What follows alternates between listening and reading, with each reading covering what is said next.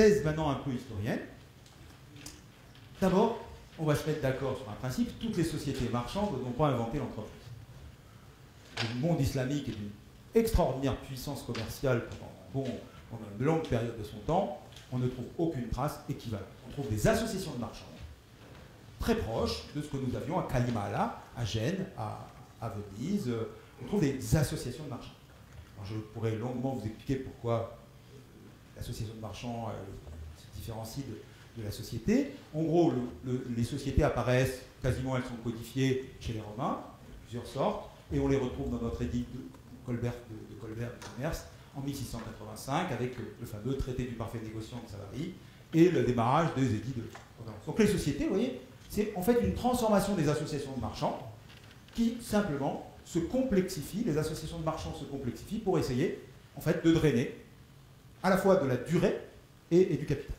Alors, pour que apparaisse l'entreprise, plusieurs révolutions sont importantes, et pour aller très vite, il y a deux notions qui vont changer. Et qui vont changer de manière radicale, et ça change sur une période qui va en gros de 1890 à 1900. Ce qui change, c'est la définition du travail. Le travail est totalement transformé. Alors pour que vous compreniez, c'est facile, métaphore.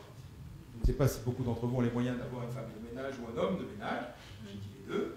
Un homme de ménage. Mais si vous demandez à quelqu'un, à votre homme de ménage, de vous faire le repassage, j'imagine que vous ne lui dites pas « Bonjour, nous avons l'intention dans notre foyer de faire évoluer les conditions du repassage.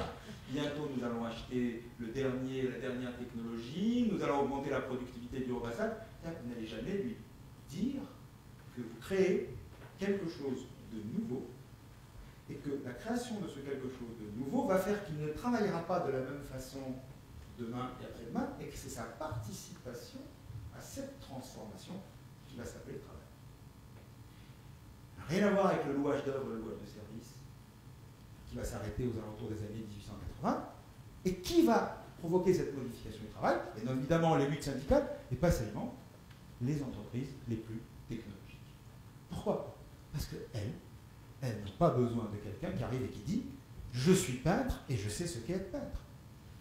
Elles ont quelqu'un qui va travailler avec elles à développer un nouveau type de peinture. Si vous arrivez et vous dites « Je suis spécialiste du laminage » et on vous dit « Mais on va attaquer de nouveaux types de fer nickel et ce ne sera plus la même chose, on ne polira pas de la même façon, ce sera des trempes différentes, etc. etc. » Ce qu'on vous demande, ce n'est pas de venir appliquer les compétences de laminage que vous avez, mais c'est de transformer vos compétences. C'est ce point qui va jouer un rôle très important. Et le deuxième, c'est le changement de la fonction de dirigeant. Alors, si vous en doutez, voilà les significations du mot entreprise tout au long du 19e. Et vous voyez, ici, vous avez un point d'inflexion majeur, c'est dans les livres de la Bibliothèque nationale de France. Et vous voyez, avant, ça veut dire des ruses. Les entreprises sont des ruses, des grosses entreprises, ou des opérations militaires, et personne n'utilise le mot de façon équivalente à compagnie. C'est très clair que les compagnies, c'est des structures de ce type-là. Et vous voyez que ça se cite quelque part, 1880-1890. Alors, on peut aller plus loin. Alors, pour Gilbert Frade, je suis content que ce soit là, parce que ça, c'est le texte de Fayol. Et regardez la définition que Fayol donne de l'administration. Nous sommes en 18. Et je joue, voilà. Pour obtenir sûrement la collaboration de la science et de l'industrie, il faut faire systématiquement appel aux savants. Il faut donc que le chef de l'entreprise sache préparer et coordonner l'action de personnalités fort différentes. Il faut qu'il soit bon administrateur. Drôle de définition de la gestion.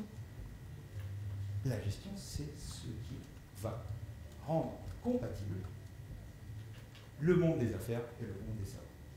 C'est exactement le sens que ça va prendre en Allemagne, en Amérique, avec le taylorisme, avec le fayolisme. On peut tracer ce qui nous amène à l'heure. Oui, l'entreprise, c'est tout à fait nouveau. Ça ne pouvait pas être ancien. Et ça n'apparaît qu'au moment où... Alors, quelques dates pour que vous le voyez. Ici, c'est le traité de Valras 1874. Vous pouvez chercher les entreprises. Hein. Quant à la loi des sociétés, c'est quand? C'est 1867. Ça, c'est le grand appareil de nettoyage des sociétés, le droit des sociétés anonymes. On n'a pas besoin d'entreprise pour ça. Et d'ailleurs, les grands groupes industriels n'existent très peu. C'est les compagnies de chemin de fer, c'est les seuls qui existent. En gros, encore, hein, les chemins de fer, 1867, Ferrer à 30 ans, 30 ans de ligne. Voilà, on est encore dans la première phase. Les libertés syndicales, c'est 84. La loi sur les accidents de travail, c'est 98. Et le contrat de travail, c'est dans cette période. Et le droit du travail n'apparaîtra qu'après. Et on retrouve effectivement une expansion. Le taylorisme et le falliolisme se trouvent dans la même période. Et qu'est-ce que l'entreprise? Partout, dans tous les textes. C'est l'espace de domestication du machinisme et de l'innovation. Je vous avais dit qu'il fallait penser l'entreprise comme une communauté d'innovation. L'archéologie historique nous confirme que c'est bien cela. C'est la grande transformation, innovation. Et nous, Français, qui avons beaucoup participé à l'innovation de cette deuxième partie du 19e, nous ayons produit Fayol, maintenant c'est compréhensible. Pourquoi on produit un grand doctrinaire de la gestion à ce moment-là? C'est parce qu'on est dans cette mutation, ce lien très fort entre innovation et c'est logique. On n'a pas besoin d'entreprise pour coordonner du travail sans innovation. Les contrats marchands suffisent, comme le disent très bien les économistes. Ce n'est que s'il y a grand processus de création collective qu'on a besoin.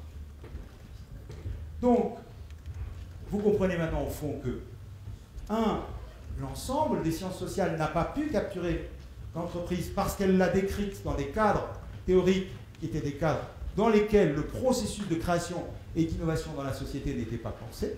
Si nous savons penser les processus de création et d'innovation, c'est ce que nous essayons de faire, alors on peut avoir une théorie positive, substantive de l'entreprise.